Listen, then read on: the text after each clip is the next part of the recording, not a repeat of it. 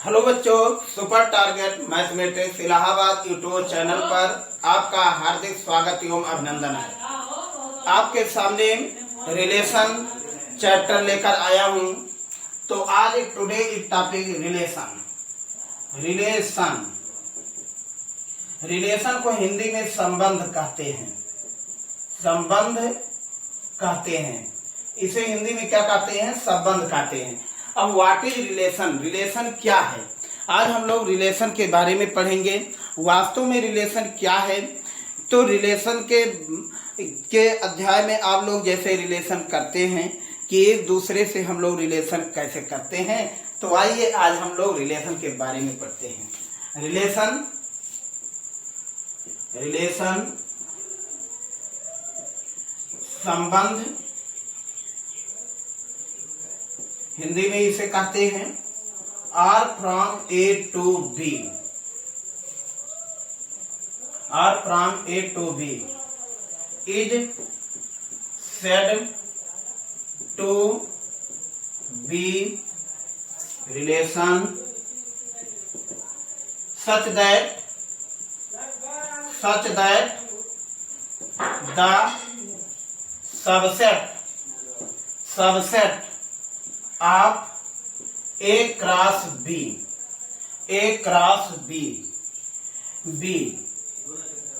hence R subset of A cross B is known as relation। मतलब बेटा A cross B के subset को क्या कहते हैं? रिलेशन कहते हैं। तो अब इसे हिंदी में हम लोग लिख सकते हैं कि therefore A क्रॉस B के उप समुच्चय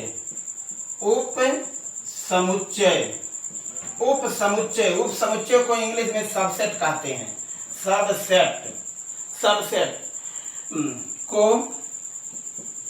सबसेट को रिलेशन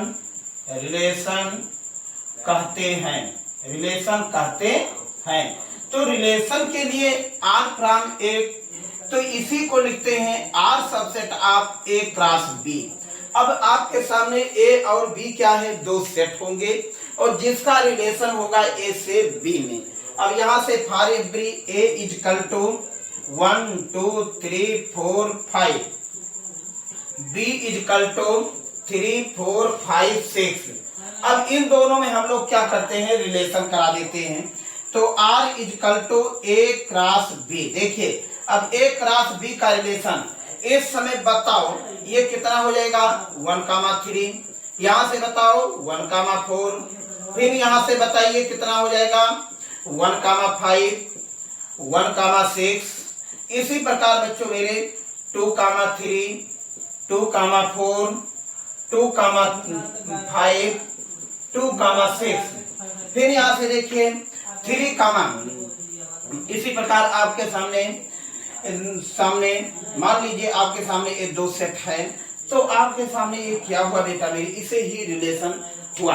तो रिलेशन की डेफिनेशन में आपको कोई संदेह नहीं, A क्रॉस B के सबसेट को ही हम लोग क्या कहते हैं? रिलेशन कहते हैं। देयरफॉर A को क्या कहते हैं? डोमेन कहते हैं। B को क्या कहते हैं? कोडोमेन कहते हैं। आज हम लोग वास्तव में डोमेन और कोडोमेन के बारे में अध्ययन करेंगे कि डोमेन क्या है। ओके, तो यहां से तो अब इसी में हम लोग रिलेशन भी कराते हैं। तो रिलेशन करते समय देखिए A सेट आपका A, दूसरा सेट आपके सामने B R। तो यहाँ 1 2, इसमें 3 4 5 6। देखिए 1 is related 3, 1 is related 4, 1 is related 5, 1 is related 6। इसी प्रकार 2 is related 3, 2 is related 4, 2 is related 5, 2 is related 6। अब बेटा मेरे ये जो आपके A के एलिमेंट को क्या कहते हैं? डोमेन कहते हैं और B के एलिमेंट को कोडोमेन कहते हैं। अब यही से हम लोग आगे बढ़ते हैं, नेक्स्ट टॉपिक पे पहुंचते हैं। तो R subset of A cross B such that X, Y A cross B will be given the ordered pair। क्या देता है? एक क्रमिक युग्म देता है जो x y बनाता है। अब यहाँ से small x belong to capital A and small y बराबर कैपिटल B। मतलब x जो है A का एलिमेंट है और y जो है B का एलिमेंट है। ठीक, अब यही से आपके सामने डोमेन को हिंदी में कहते हैं बेटा मेरे प्रांत। डोमेन को क्या कहते हैं? प्रांत कहते हैं। अब इसी में कहते हैं the ordered pair of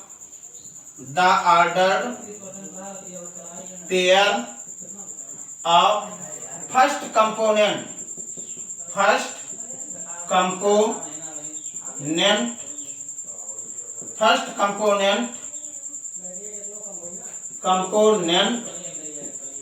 is called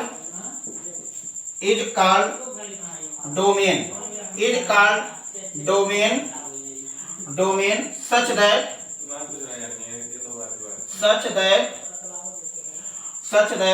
x belonging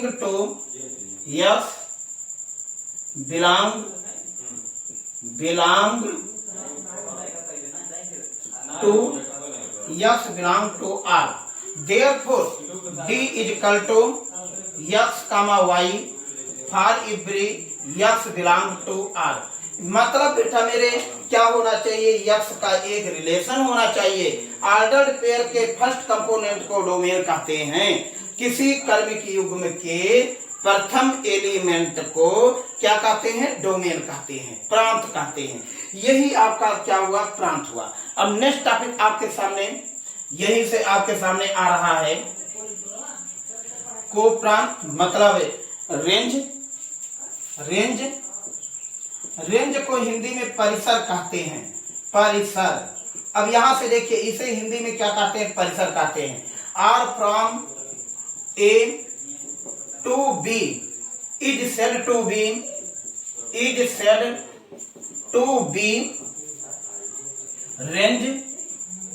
range such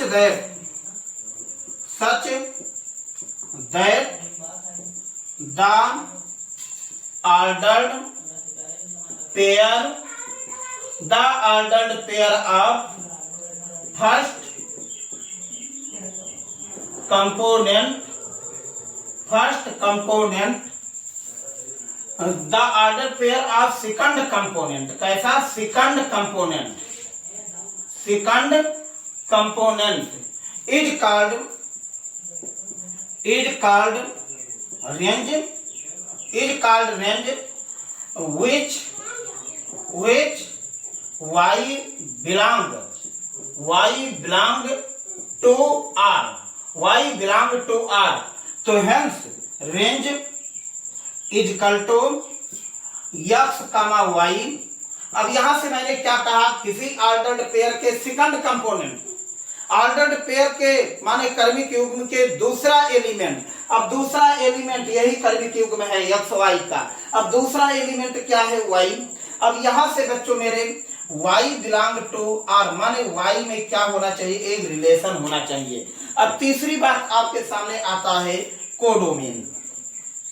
यहां से देखिए कोडोमेन। अब कोडोमेन के लिए हम लोग यहां से लिखते हैं कोडोमेन को हिंदी में कहते हैं सहप्रांत। लिखा जाता है होल माने whole set B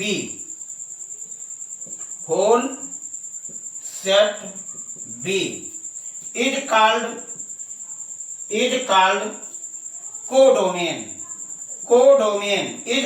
codomain। Whole set B is called codomain। Hindi में बेटा मेरे B के सभी अवयव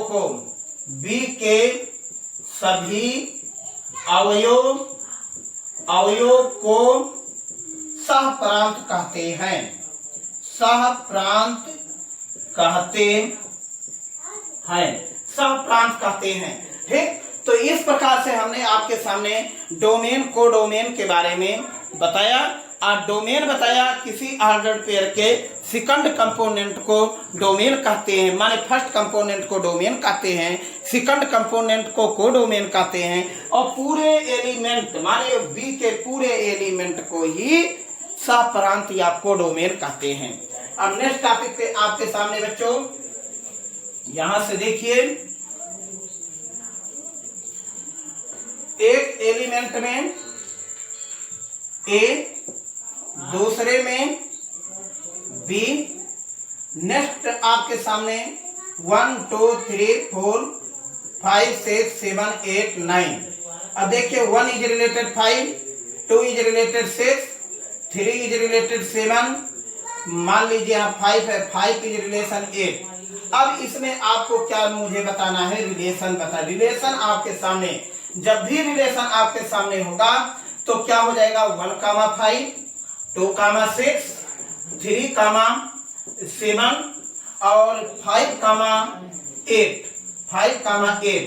इसे क्या कहते हैं बेटा मेरे, डोमेन कहते हैं, माने रिलेशन कहते हैं। अब डोमेन में डी का आपको बताया गया है, ऑर्डर्ड पेयर के फर्स्ट कंपोनेंट को डोमेन कहते हैं, लेकिन उसका बिलोंग से आर में होना चाहिए। इस समय देखिए चर का कोई रिलेशन नहीं है, तो इस समय जो आपके सामने डोमेन बन रहा है, डोमेन में बताओ 1 2 3 5, ये आपका डोमेन है। अच्छा यहीं से देखिए रेंज आपके सामने जो बन रहा है, रेंज बताओ क्या बन रहा है, 5 6 7 8, ये आपके सामने रेंज बन रहा है। अब कोडोमेन यहीं से बच्चों मेरे आपके सामने कोडोमेन हम बता रहे हैं कि कोडोमेन क्या होता है।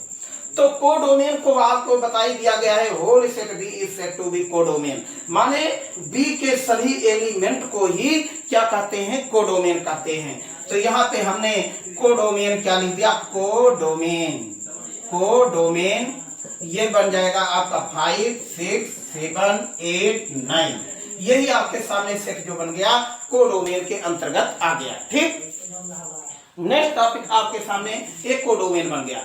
तो इस प्रकार से बच्चों मेरे हम लोग डोमेन कोडोमेन को निकालते हैं। अब नेक्स्ट टॉपिक पे आपको आते हैं नंबर ऑफ रिलेशन। इसमें बहुत मस्ट आपके पूछा जाता है, नंबर ऑफ रिलेशन क्या होता है। तो बच्चों मेरे रिलेशन के लिए आप लोग पढ़े हैं, subset of A cross B is set to B relation, माने ए क्रॉस बी के सबसेट को ए क्रॉस बी के उस समुच्चय को रिलेशन कहते हैं। अब यहीं पे नंबर आप मान लीजिए सेट ए में 1 2 3 4 डॉट n एलिमेंट है यहीं से। तो अब इसमें नंबर ऑफ सबसेट कितना हो जाएगा, 2 के पावर n हो जाएगा, माने उप समुच्चय की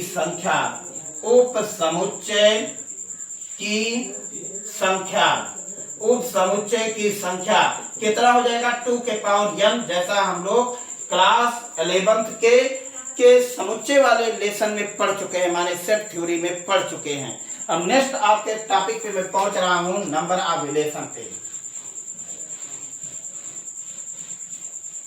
नंबर ऑफ रिलेशन, अब देखिए नंबर ऑफ रिलेशन फाइंड करते हैं। नंबर ऑफ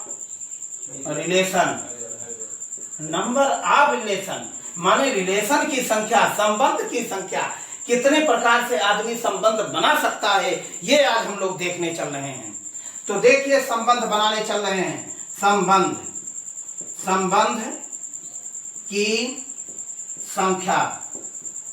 संबंध की संख्या।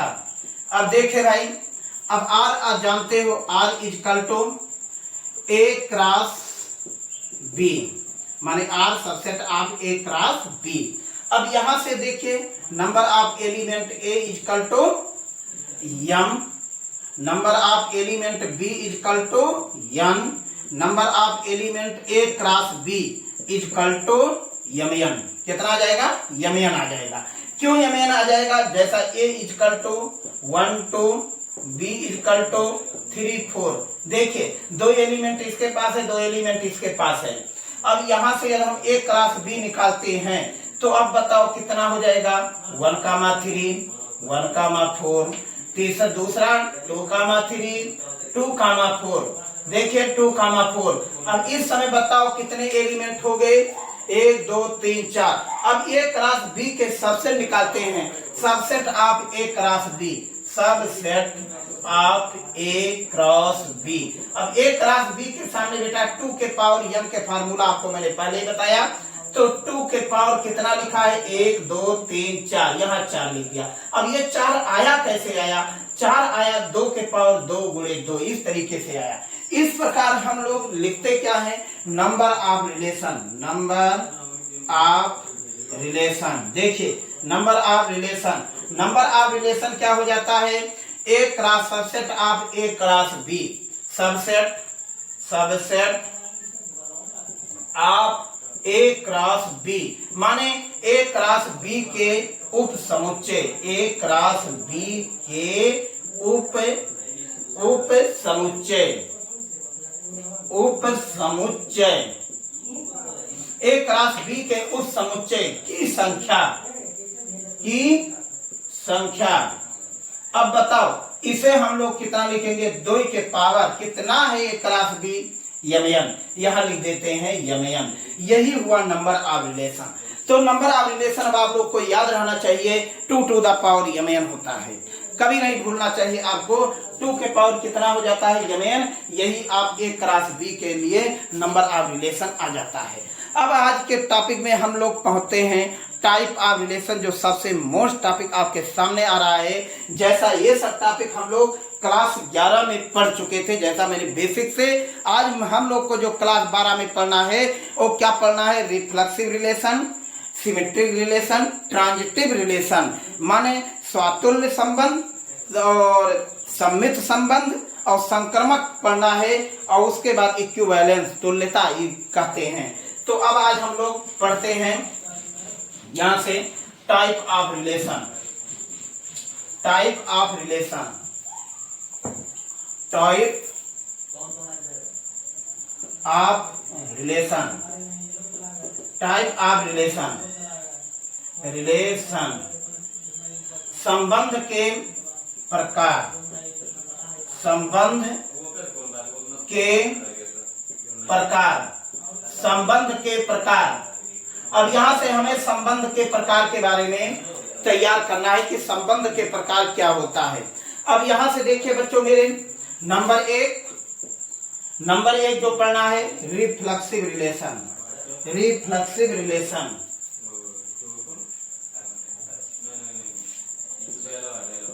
SIB relation, relation. नंबर 2 आपको पढ़ना है सिमेट्रिक, सिमेट्रिक,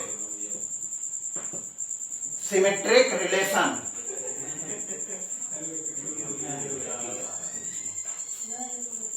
यहां METRIC रिलेशन, रिलेशन। नंबर 3 आपको पढ़ना है ट्रांजिटिव, ट्रांजिटिव, क्या पढ़ना है, transitive relation.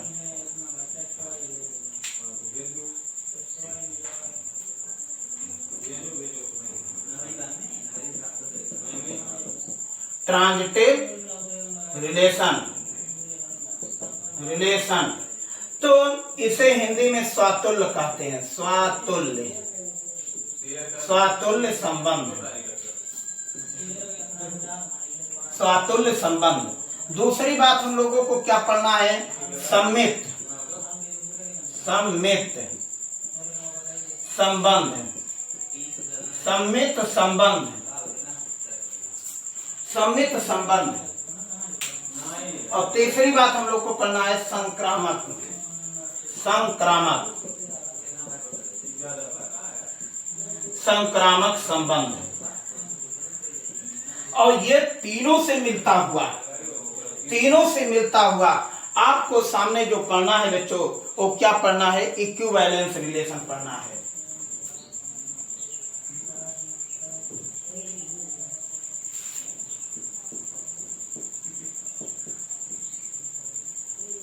Equivalence relation,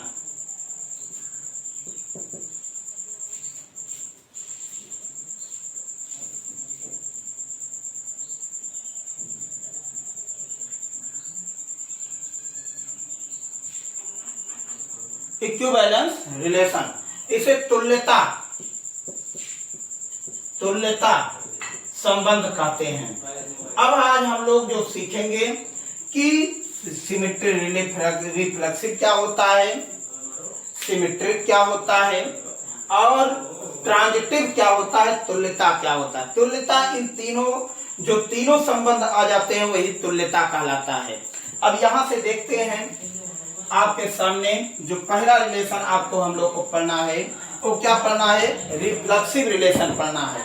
reflexive relation, तो अब यहां से देखिए R from A to B is said to be reflexive relation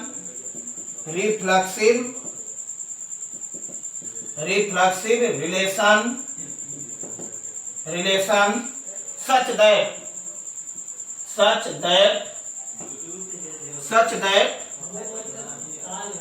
R A relation A, यहां से hence A comma A belong to R for every small a belonging to capital A। मतलब बेटा मेरे अपनी इसे ही क्या कहते हैं, रिफ्लेक्सिव रिलेशन कहते हैं, रिफ्लेक्सिव रिलेशन कहते हैं। हिंदी में किसी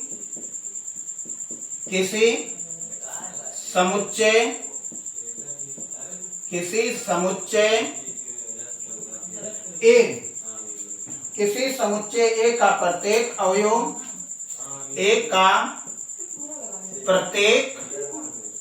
अवयव लिख दे रहा हूं, अवयव अपने आप से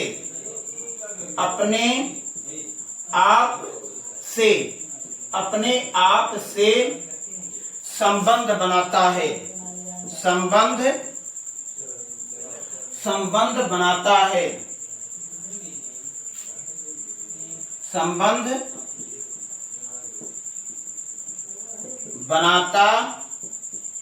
है, उसे संबंध बनाता है।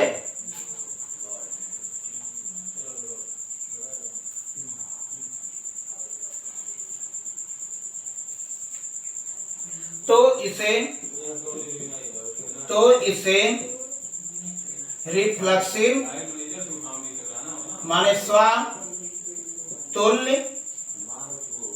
संबंध कहते हैं। अब जैसे ए रिलेशन ए, अब यहां से for every a comma a belong to R, for small a belong to A, माने ए का प्रत्येक अवयव अपने आप से संबंधित होता है, माने स्वयं से संबंधित होता है। अब जैसे यहां से हम लोग क्या लिखते हैं, R इजकल टू 1,1 2,2 3,3। अब यहां से देखिए 1,3 2,3 3,4, ये क्या है बेटा मेरे, हमारे रिफ्लेक्सिव रिलेशन है। रिफ्लेक्सिव रिलेशन होने के लिए 1,1 2,2 3,3, इसके बाद ये का एलिमेंट होना चाहिए 1 2 3 यहाँ बन रहा है, यही आपका रिफ्लेक्सिव रिलेशन कहलाता है। रिफ्लेक्सिव रिलेशन के लिए आपके सामने यहाँ से जो बच्चों मेरे ध्यान से देखिए जरा रिफ्लेक्सिव, तो यहाँ से अब हम लोग लिख सकते हैं R इक्वल टू, दूसरा एग्जांपल 1 2 3 4 5 6 1 1 2 2 3 3 4 4 5 5, और यहाँ पर बेटा मेरे दे दिया है A इक्वल टू 1 2 3 4 5, इतने एलिमेंट दे दिया है। इस समय A का प्रत्येक एलिमेंट इसमें R में बिलोंगिंग हो रहा है, जो तो यहाँ से देखिए 1 1 है, 2 2 है, 3 3 है, 4 4 है, 5 5 है, तो यहाँ 5 5 है, तो यहाँ 5 6 है। इसलिए रिलेशन क्या कहलाता है, रिफ्लेक्सिव रिलेशन माने स्वातुल्य रिलेशन कहलाता है। ऐसे को हम लोग क्या कहते हैं, स्वातुल्य रिलेशन कहते हैं, स्वातुल्य रिलेशन कहते हैं। अब नेक्स्ट टॉपिक पे आपके सामने इसी पे हम लोग लिख दिया R इजकल टू देखिए 1 2 3 4 3 4। ये क्या है बेटा मेरे? स्वातुल्य रिलेशन।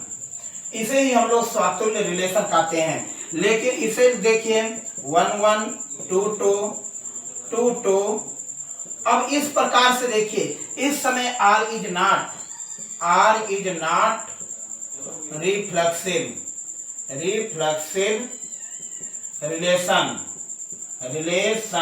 रिफ्लेक्सिव रिलेशन माने या जो है रिफ्लेक्सिव रिलेशन, यही आपका रिफ्लेक्सिव रिलेशन।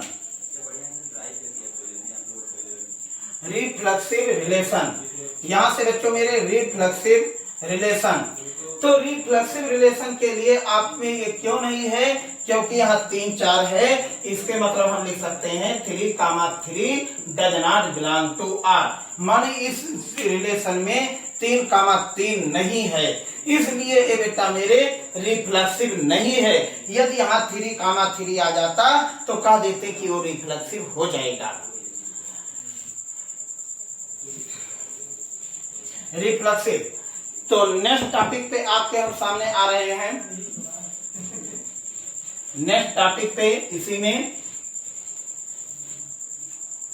इसी के नेक्स्ट टॉपिक पे पहुंचते हैं। क्या लिखते हैं? सिमेट्रिक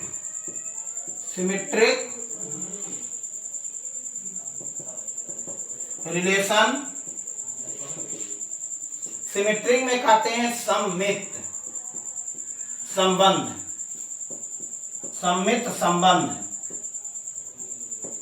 तो इसका डेफिनेशन है R from A to B is said to be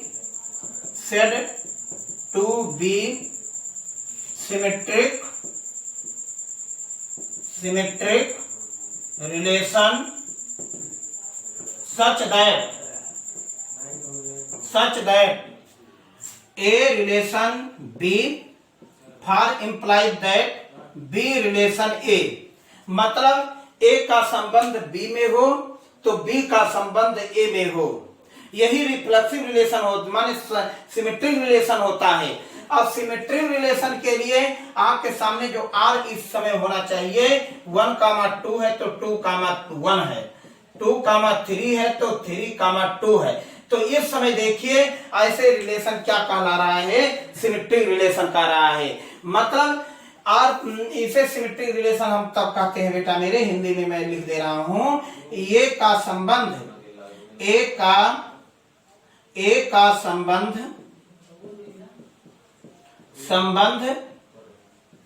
B में हो तथा बी का संबंध ए में हो। तो इस प्रकार के रिलेशन को, इस प्रकार के संबंध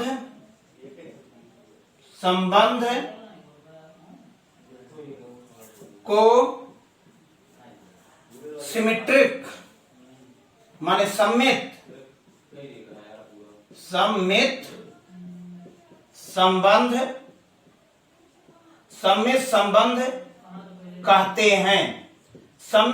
कहते हैं।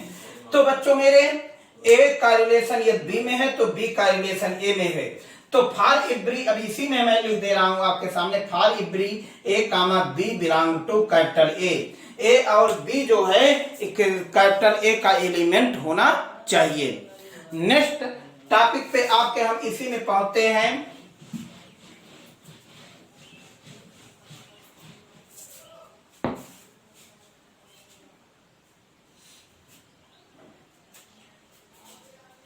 यदि ए इजकल टू 1 2 3 एक समुच्चय है, एक समुच्चय है जो R is equal to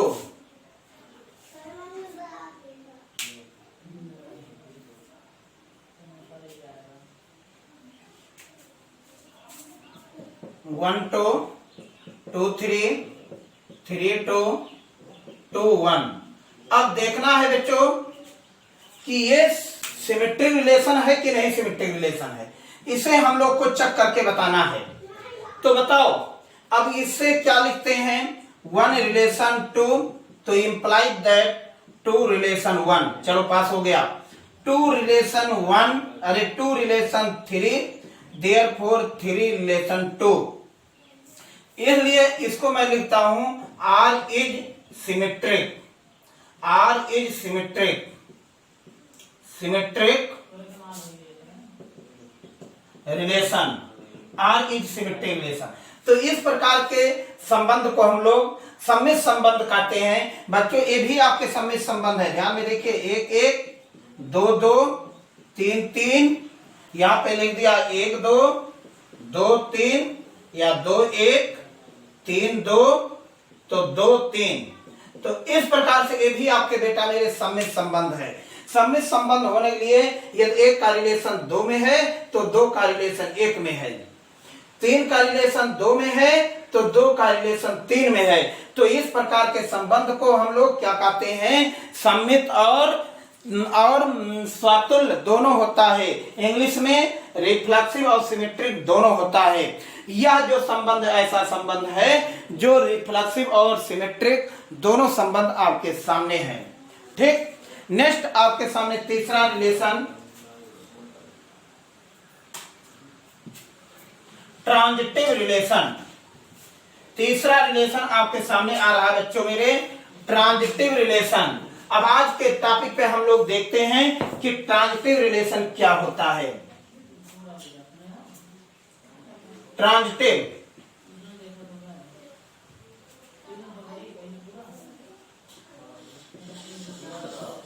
transitive relation, relation इसे संक्रामक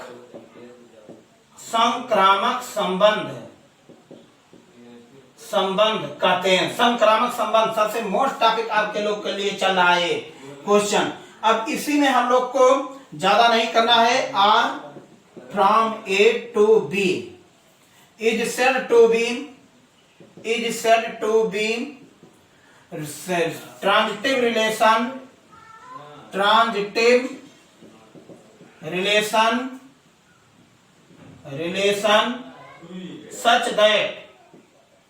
such that क्या लिखते हैं बेटे, A relation B, B relation C for implies that A relation C। माने A का संबंध B में है तो B का संबंध C में है, तो नेचुरल सी बात है A का संबंध C में होगा। अब जैसे ट्रांजिटिव रिलेशन बच्चों मेरे मित्रता में नहीं चल सकता, ध्यान में रखिएगा, फ्रेंडशिप में नहीं चल सकता। हो सकता है 3 मित्र हैं, आप जैसे मान लीजिए 3 मित्र हैं, मोहन सोहन रोहन, तो मोहन का मित्र सोहन है तो सोहन का मित्र यदि मान लीजिए रोहन है, तो हो नहीं सकता कि सोहन का मित्र रोहन हो सकता है। इसी प्रकार यदि हम लोग यहाँ पर लिखते हैं कि राम लक्ष्मण भरत। अब देखो राम लक्ष्मण का भाई है, लक्ष्मण भरत का भाई है, तो नेचुरल बात है राम भरत का भाई होगा, राम भरत का भाई होगा। ये संबंध आपके सामने किस में चल गया, रिफ्लेक्सिव में। दूसरी नंबर बात का L1 L2 L3 तीन रेखाएं, तीन समांतर रेखाएं माने पैरेलल लाइन है। तो इसमें लिए यदि L1 पैरेलल L2 है तो L2 पैरेलल L3 है, तो देयरफॉर L1 पैरेलल L3 होगा। अब यहां से बच्चों मेरे देख सकते हैं L1 है, L2 है, L3 है। एक क्वेश्चन बहुत मस्ट में पूछा जाता है, तो L1 यदि L2 के पैरेलल है, L2 L3 के पैरेलल है, तो नेचुरल बात है कि L1 जो है L3 के पैरेलल होगा। तो इस प्रकार के संबंध को हम लोग बेटा मेरे क्या कहते हैं, ट्रांजिटिव रिलेशन कहते हैं। तो यही ट्रांजिटिव रिलेशन आपके मेरे संक्रामक संबंध कहलाता है। तो अब यहां से इसे ट्रांजिटिव रिलेशन कहलाया। अब ट्रांजिटिव रिलेशन होने के लिए अब हम लोग लिखते क्या हैं, यहां से देखिए रिलेशन में R इजकल टू 1 to 2 3 3 4 या 3 1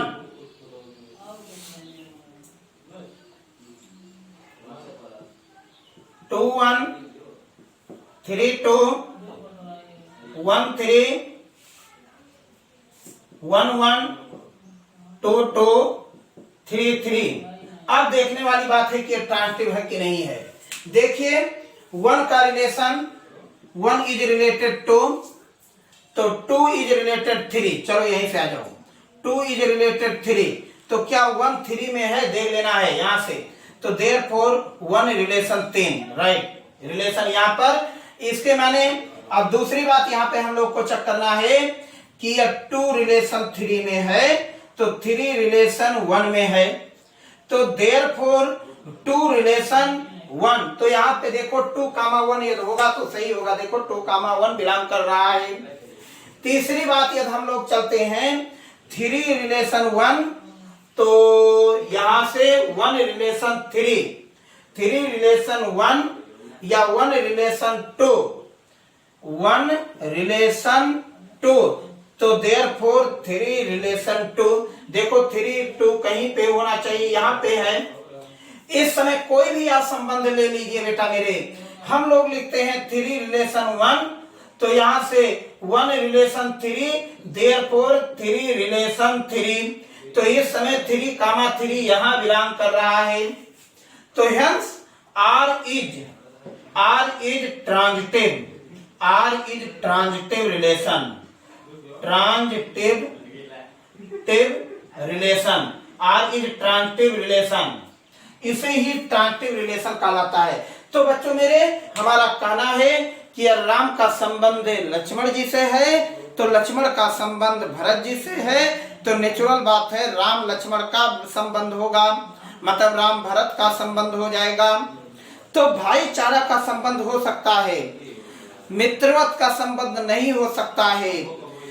अब यहां से देखिए पैरेलल रेखाएं मैंने दिखाया वो भी हो सकता है, लेकिन परपेंडिकुलर वाला केस नहीं हो सकता। परपेंडिकुलर वाला केस वो केवल सममित सॉल्यूशन में हो सकता है, माने सिमेट्रिक में हो सकता है।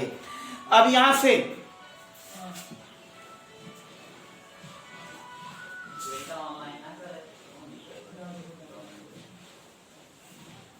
नेक्स्ट टॉपिक आपके सामने equivalence relation, equivalence relation,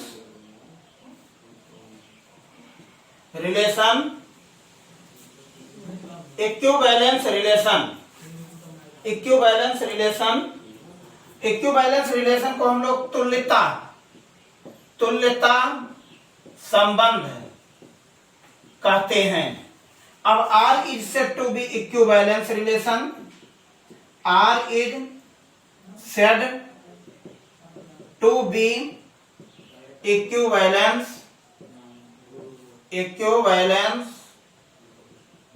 relation such that क्या लिखा जाएगा यहां से such that, बच्चों मेरे number 1 R is reflexive, R is reflexive, R is reflexive, इसका मतलब क्या हुआ, A रिलेशन A, माने फॉर इम्प्लाइज दैट R क्या होना चाहिए, R स्वतुल्य हो, स्वतुल्य हो। Number 2 R is symmetric, R is symmetric, तो यहां से A relation B for implies that B relation A, such that if and only if, Hindi में लिख दे रहा हूं, R सम्मित होना चाहिए, सम्मित होना चाहिए। तीसरी बात, आर इज ट्रांजिटिव, ट्रांजिटिव। तो माने a relation B, B relation C, therefore a relation सी। तो यही आपके सामने हुआ। आर क्या होना चाहिए? आर संक्रामक, संक्रामक होना चाहिए। तो बच्चों मेरे, इस प्रकार के रिलेशन को हम लोग कौन सा रिलेशन कहते हैं? इक्विवेलेंस रिलेशन कहते हैं। माने जिसे तुल्यता के नाम से जानते हैं, जिसमें तीनों संबंध हो जाता है, वही आपका सामने तुल्यता का संबंध हो जाता है। ठीक, तो नेक्स्ट क्लास में हम फिर आपसे मिलेंगे। आज हमने आपको टाइप ऑफ रिलेशन बता दिया। नेक्स्ट क्लास में हम आपको एक्सरसाइज बताएंगे। थैंक यू बच्चों, धन्यवाद।